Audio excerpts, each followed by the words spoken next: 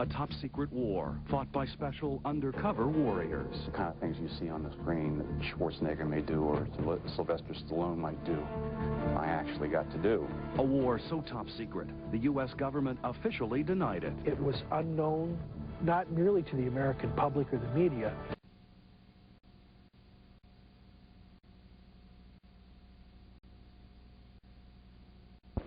Immediate action drills, automatic weapons practice, high-altitude jumps, stalking. Training so tough, most who aspire to be special operators never make the cut. During the Vietnam War, U.S. Special Forces soldiers like these performed similar maneuvers behind enemy lines, often under constant enemy fire. Their assignment was to gather intelligence and impede the enemy on its way down the Ho Chi Minh Trail. These secret soldiers were men of SOG. SOG to the public meant the Studies and Observations Group, supposedly a bunch of bookworms. Not these guys. SOG teams fought the secret war in rainforests and jungles of Laos, Cambodia, and even North Vietnam. At one of President John F. Kennedy's first National Security Council meetings, he personally had demanded the creation of an elite, top-secret team who could stick it to the enemy in their own backyard and perform crucial reconnaissance. It was top secret limited distribution. And all activities within the organization were very heavily compartmented so that you had access to that very small, discrete piece that you were involved in. SOG, so classified it was totally blacked out. Its existence denied by American officials. Without the knowledge of Congress or the American public, SOG was formed to carry out covert paramilitary operations on what the world was told was neutral territory. Retired Major General John SINGLAUB, then an Army colonel, was chief of SOG operations from 1966 to 68. The treaties that had been signed in the early 60s said that the U.S. would stay out of Laos and Cambodia. We did not admit that we were operating in those areas, and we went to great lengths to conceal what we were doing. Former team leader John Plaster has now written a book about SOG. It was unknown, not merely to the American public or the media, but it was unknown to all the other units that were in Vietnam. Everything from using indigenous agents in North Vietnam, operating as little special operations espionage teams, to American-led Green Beret teams attempting the rescue of downed pilots in North Vietnam.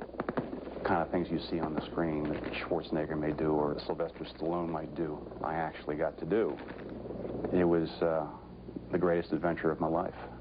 Today, Ed WOLCOFF works for a government subcontractor. But 28 years ago, he was a SOG team leader running recon missions in Laos.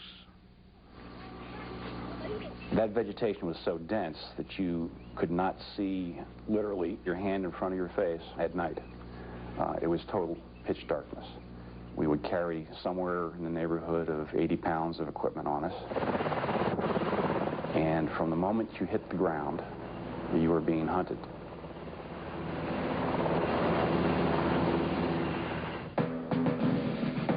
Ed WOLCOFF's team was larger than most SOG teams and more heavily armed. WOLCOFF himself carried a meat cleaver in addition to a whole range of other weapons.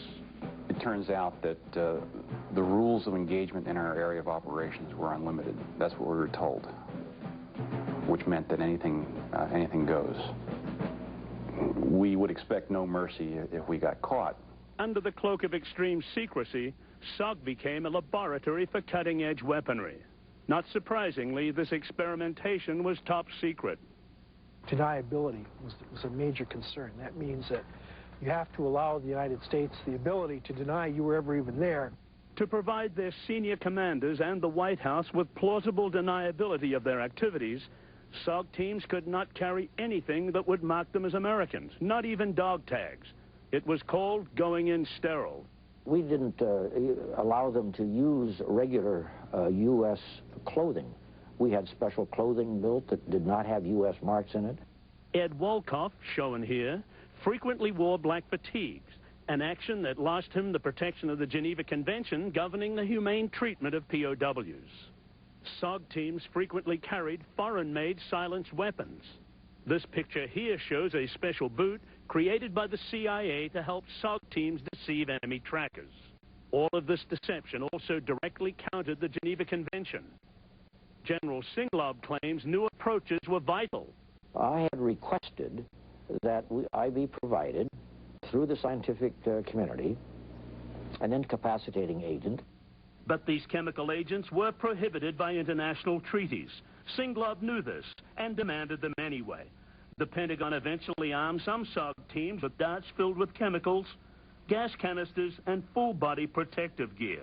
If it's true, then certainly the dart ones violated international law. That's a war crime. An incapacitating agent is where you can incapacitate everyone temporarily, and then you sort out the guys that are armed from the ones that are not. And that's certainly more humanitarian than killing everybody. You have agreed with me that incapacitating agent could cause paralysis of some kind. Oh, yes, yeah, absolutely. That's what it does.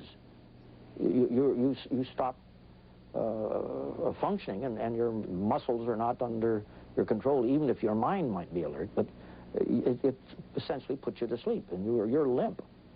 SINGLAUB describes several incapacitating agents in SOG's arsenal as, quote, affecting the human nervous system, close quote. He also claims some could permanently incapacitate. SINGLAUB admits the chemicals were sometimes lethal.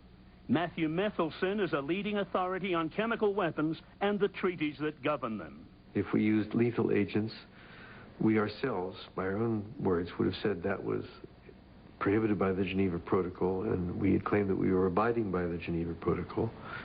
So if that was customary international law, that would also be a war crime.